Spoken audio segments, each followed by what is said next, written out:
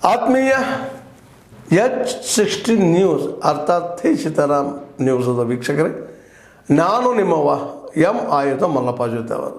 ತಾವು ಈಗ ಸುದ್ದಿಗಳ ಲೋಕಕ್ಕೆ ಎಂಟ್ರಿ ಹೊಡಿತಾ ಇದ್ದೀರಿ. ಈ ಸುದ್ದಿಗಳನ್ನು ಪ್ರತಿಯೊಂದು ನೋಡೋ ಜೊತೆಗೆ ನಿಮ್ಮ ಅಭಿಪ್ರಾಯಗಳನ್ನು ಹಂಚ್ತಾ ಇರಿ. ಯಾಕಂದರೆ ಈ ಸುದ್ದಿಗಳು ನಿಮಗಾಗಿ, ನಿಮ್ಮ ಬದುಕಿಗಾಗಿ, ನಿಮ್ಮ ವೈಚಾರಿಕೆಗಾಗಿ, ನಿಮ್ಮ ತಿಳುವಳಿಕೆಗಾಗಿಯೂ ನಿಮಗೂ ಗೊತ್ತು. ಜೊತೆಗೆ ನಮಗೂ ನಿಮ್ಮೊಂದಿಗೆ ಇದೊಂದು ಮಾತಾಡುವಂಥ ಜೊತೆಗೆ ಸುದ್ದಿಗಳನ್ನು ಬಿಡುವಂಥ ಕೆಲಸ. ಈ ಕೆಲಸದಲ್ಲಿ ನಾವು ನಿಮ್ಮೊಂದಿಗಿದ್ದೀವಿ ಅಂತ ಹೇಳ್ತಾ ನೋಡ್ತಾ ಇರಿ ಸುದ್ದಿಗಳನ್ನು. ನಾವು ಹೊಸ ವರ್ಷದ ಸೆಲೆಬ್ರೇಷನ್ ಮಾಡೋಕ್ಕೆ ಬಂದಿದ್ವಿ, new year celebration. But then ಇವತ್ತು ನಾವು ಅಂದ್ಕೊಂಡ್ವಿ ಬಂದುಬಿಟ್ಟು ಡೈನಿಂಗ್ ಮಾಡಿಬಿಟ್ಟು ಎಲ್ಲರೂ ಜೊತೆಗೆ ಊಟ ತಿನ್ನೋಣ ಅಂತ.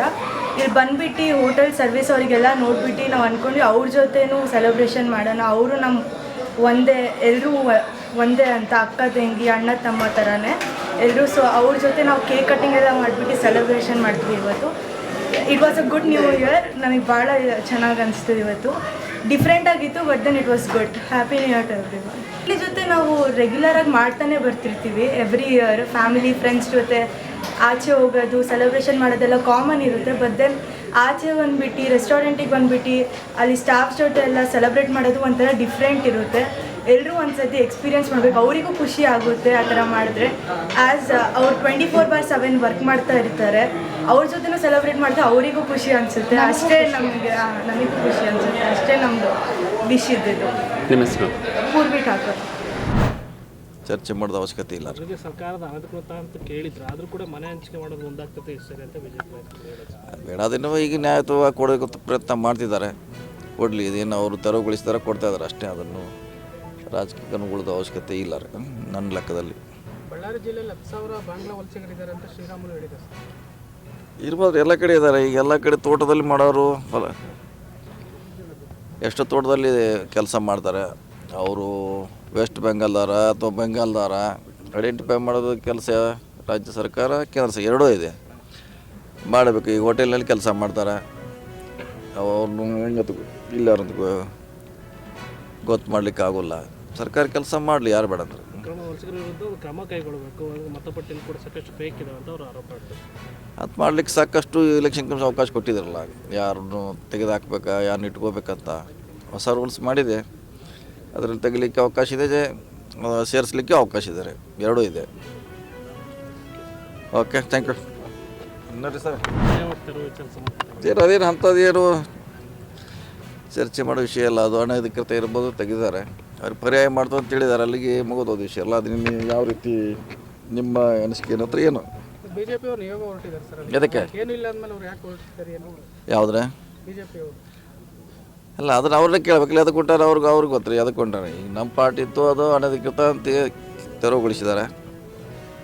ರಾಜ್ಯ ಸರ್ಕಾರಕ್ಕೆ ಪರ್ಯಾಯವಾಗಿ ಅವ್ರಿಗೆ ವ್ಯವಸ್ಥೆ ಮಾಡಿ ಕೊಡ್ತು ಅಂತ ಹೇಳಿದ್ದಾರೆ. ಅಷ್ಟಕ್ಕೆ ಮುಗಿದು ಅಂತ ವಿಚಾರ. ಈಗ ಮುಂದೆ ಏನು ಹೊರಿಸಿದ್ರೆ ಅದು ಹಣ ಪಡೆದ ಅಕ್ರಮ ಶೆಡ್ ನಿರ್ಮಾಣ ಮಾಡಿದ್ದಾರೆ. ಇದರಲ್ಲಿ ಕಾಂಗ್ರೆಸ್ ಮುಖಂಡ ಇವರು ಅವರೇ ಕಿಂಗ್ ಪಿಂಗ್ ಅಂತೇಳಿ ಅಶೋಕ್ ಹೇಳಿದ್ರು. ಇರ್ಬೋದು, ಅವ್ರ ಕಾಲ್ನಾಗ ಆಗಿರ್ಬಾರ್ದು, ಯಾರ ಕಾಲ್ನಾಗ ಇದನ್ನು ಗೊತ್ತಿಲ್ಲ. ಅವ್ರ ಕಾಲ್ನಾಗ ಆಗಿರ್ಬೋದು. ಅವ್ರು ಯಾಕಂದ್ರೆ ಒಂದು ಬಡಾವಣೆ ಆಗ್ಬೇಕಾದ್ರೆ ಸುಮಾರು 20-30 ವರ್ಷದಿಂದ ಇರ್ತದೆ. ಅವ್ರ ಸರ್ಕಾರ ಇತ್ತು, ನಮ್ಮ ಸರ್ಕಾರ ಇತ್ತು. ಸೊ ಅದಕ್ಕೊಂದು ಹೆಂಗೆ ಗೊತ್ತಾಗೋದ್ರಿ, ನಾವೇ ಮಾಡಿದ್ವಿ ಅವರೇ ಮಾಡ್ತಾರೆ. ಮಾಡಿದ್ದು ನಿಜ, ಅವ್ರು ಮಾಡಿದ್ದು ನಿಜ. ಅದು ನಮಗೆ ಅವ್ರ ಸರ್ಕಾರದಲ್ಲೇ ಆಗಿರ್ಬೋದ್ರಿ. ಸೊ ಅದೀಗ ಅದು ಮುಗಿದೋದು ಅಧ್ಯಾಯ. ಅದ್ರ ಬಗ್ಗೆ ಏನು ಮಾತಾಡಿ. ಮಾನ್ಯ ಎಂಬ 19 ವರ್ಷದ ಹೆಣ್ಣು ಮಗಳು, ಅಂದರೆ ಗರ್ಭಿಣಿ ಹೆಣ್ಣು ಮಗಳನ್ನು ಅಂತರ್ಜಾತೀಯ ವಿವಾಹ ಅನ್ನೋ ಒಂದೇ ಕಾರಣಕ್ಕೆ ತನ್ನ ತಂದೆ ಮತ್ತು ಅವರ ಸಂಬಂಧಿಕರು ಸೇರಿ ಅಮಾನುಷವಾಗಿ ಹತ್ಯೆ ಮಾಡಿರುವಂಥ ಈ ಘಟನೆಯನ್ನು ನಮ್ಮ ಪ್ರಜಾಪರ ಸಂಘಟನೆ ಮತ್ತು ಪ್ರಗತಿಪರ ಸಂಘಟನೆಗಳಿಂದ ಮೊದಲನೇದಾಗಿ ಈ ಅಮಾನವೀಯ ಕೃತ್ಯವನ್ನು ನಾವು ಖಂಡಿಸ್ತೇವೆ.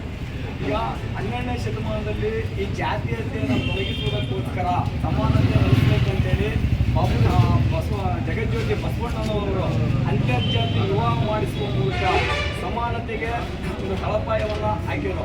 ಆದರೆ ಇವತ್ತು ಬಸವಣ್ಣವರ ಹೆಸರು ಹೇಳ್ಕೊಂಡು ಅವರ ಆರಾಧನೆಗಿರ್ತಕ್ಕಂಥ ಜನರು ಏನು ಮಾಡ್ತಾ ಇದ್ದಾರೆ, ನಿಜವಾಗ್ಲೂ ಕೂಡ ಬಸವಣ್ಣನವರ ಆದರ್ಶಗಳನ್ನು ಅವ್ರು ಮೈಗೂಡಿಸ್ಕೊಂಡಿದ್ದಾರ, ಅವರ ತತ್ವಗಳ ಸಿದ್ಧಾಂತಗಳ ಆಚರಣೆ ಕೊಡ್ತಾ ಇದ್ದಾರ? ಇಲ್ಲ. ಇಂಥ ಒಂದು ಜಾತಿ ಕಾರಣಕ್ಕೆ ಒಂದು ತನ್ನ ಎತ್ತ ಮಗಳನ್ನ ಕೂಡ ತನ್ನ ಒಬ್ಬ ತಂದೆ ಕೆಡವಾಗ್ತಾನೆ ಅಂತ ಹೇಳಿದ್ರೆ ನಾವು ಎಂಥ ಸಮಾಜದಲ್ಲಿ ನಾವು ಬದುಕ್ತಾ ಇದ್ದೀವಿ.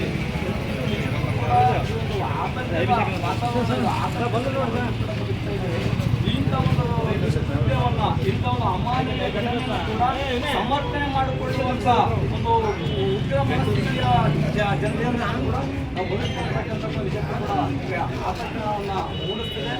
ಈ ಘಟನೆಗಳು ಮತ್ತೆ ಎಲ್ಲೂ ಕೂಡ ಇದು ನಡಿಬಾರ್ದು, ಮತ್ತೆ ನಡೆಯೋದು ತಿಳಿಸಬಾರ್ದು.